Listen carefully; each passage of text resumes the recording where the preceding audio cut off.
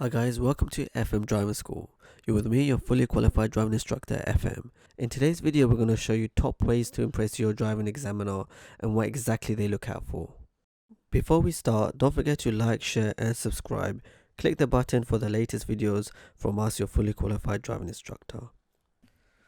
We've been teaching for a long time right now, so as an instructor, not only do we have experience from teaching you guys as students and seeing how you guys progress, what benefits you, what you guys find difficult with, but also we have conversations with driving examiners, getting their tips, their views, what they look out for, and seeing it ourselves when we sit with you guys in the driving exam. We sit at the back sometimes and we get to see and experience what exactly you guys get up to and what exactly the driving examiners want from you. So we're going to apply all that experience, all that knowledge, and put it into this one little video, and hopefully it will benefit you for your driving test.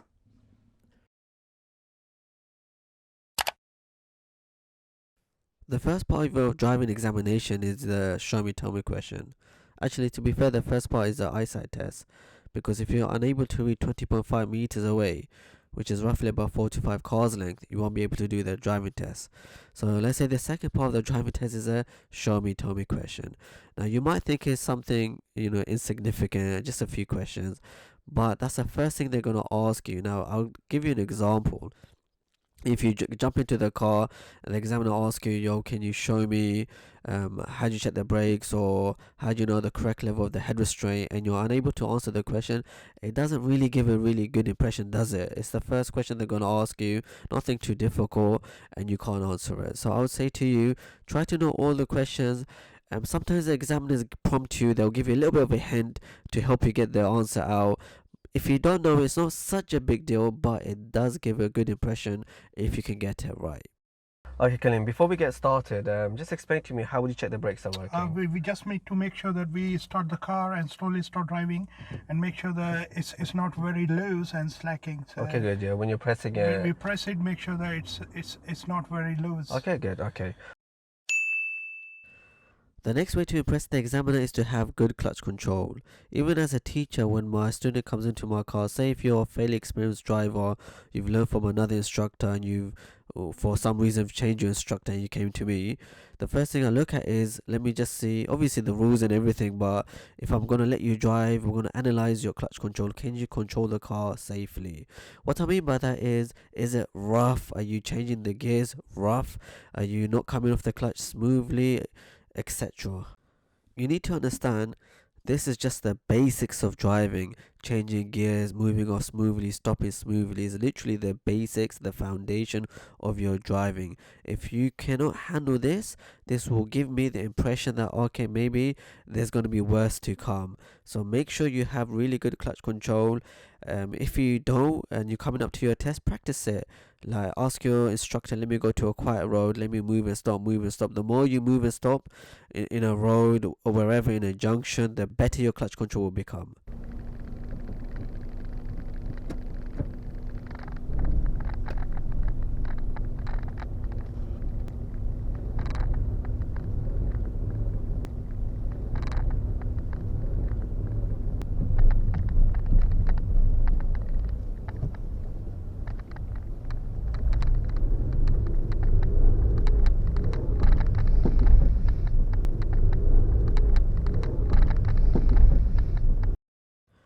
As you can see by my student, we're rocking back and forth. It's not very smooth. So imagine you had an examiner who's never met you, and that's the first impression they see of your driving. So be careful, have good clutch control.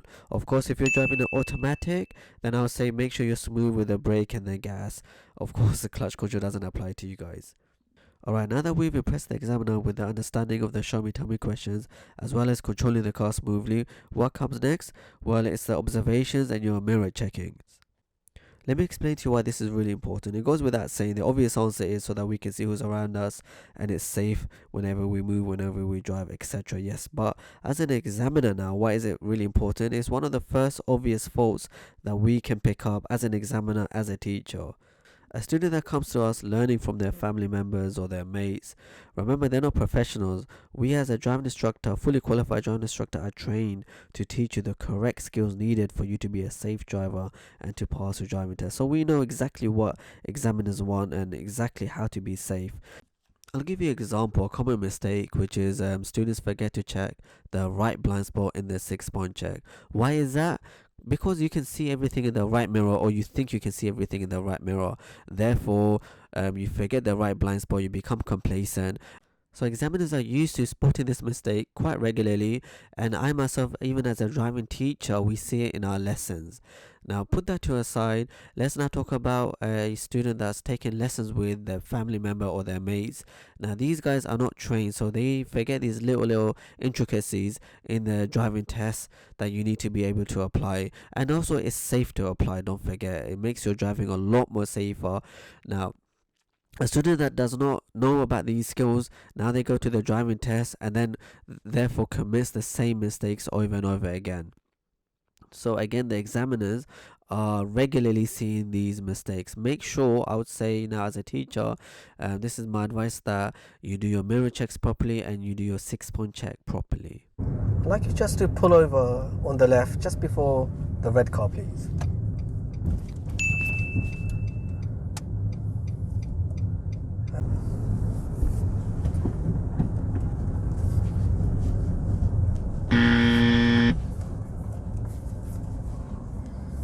Like whenever you're ready, move off from here and turn right at this road.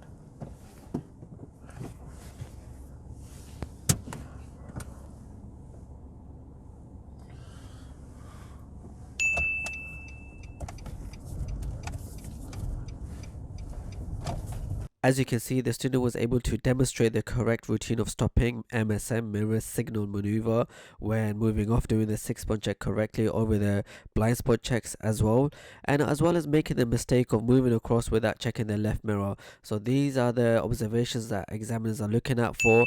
Make sure you apply it correctly, do your correct mirror checks and correct 6-point check. The next piece of advice I would give as a teacher is look out for pedestrians, especially on pedestrian crossings. So you're going to come across a lot of people walking across on the streets and trying to use the zebra crossings, pelican crossing, puffin crossings, whichever crossing they want to use. As you're driving, you should be looking far ahead, scanning, analyzing. If there's pedestrians near zebra crossings, etc., be ready, be prepared that they're going to be crossing. It looks clear, I'm gonna go.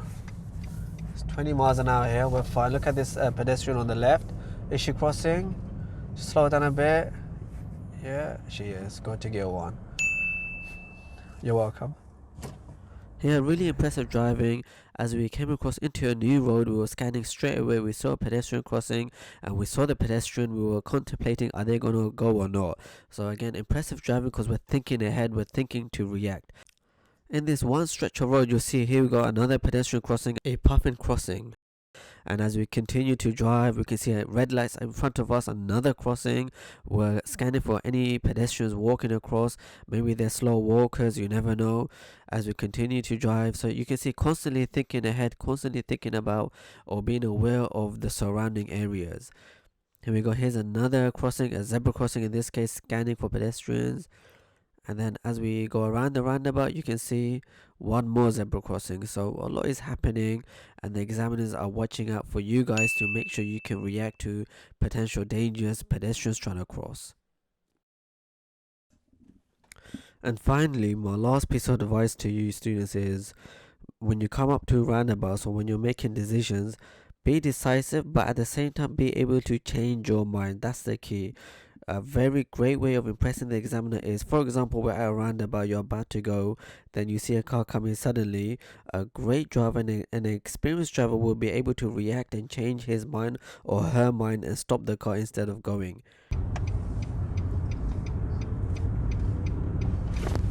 Just gonna stop you, Khalil. Stop you, okay. Whenever you're ready, back to you.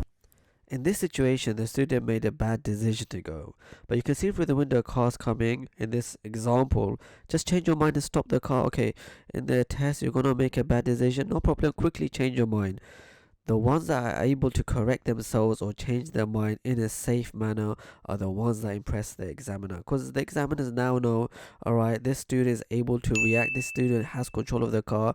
Yes, we all make mistakes, it's not a problem making a mistake, but it's the ability to be able to correct your mistake, or in this case change your mind, change your decision safely. Those are my top 5 ways to impress the examiner. If you like it, share it, like it, subscribe. I'm going to give you one more really cheeky advice. Don't take it personally, but it's an advice that I think is worth hearing, which is, especially say you got a test early morning and you had a big breakfast, maybe egg fried in the morning, and you're gonna smell of eggs or whatever breakfast you're having. I'm sure if you're vegan, you'll be smelling really delightful. But I'll give you another example. If you're smoking away, like I said, it's not really something examiners look at, so don't take it personally. Don't take it too hard. If you really want a big breakfast, go for it. If you really need a fag, have it.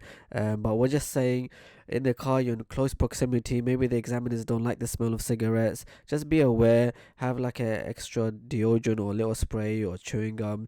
That's just personal hygiene. I'm letting you aware of because you're in close proximity. I'm sure you guys can leave a comment saying, Farhan, you smell really bad, so it's cool. I won't take it personally. I'll buy a few extra Creed perfumes, or you guys can buy it for me. Anyway, I hope you really enjoyed watching this video and it's giving you some insight into how it's like having a driving test. Let me know if you've already had a driving test and what's your experience like, what you think the advice should be given to new students coming through doing their driving tests. If you like the video, again, like I said, don't forget to subscribe, click the button, like the video, share it out, and if you got a test coming up, good luck with your driving test. Thank you for watching. Take care. Bye bye.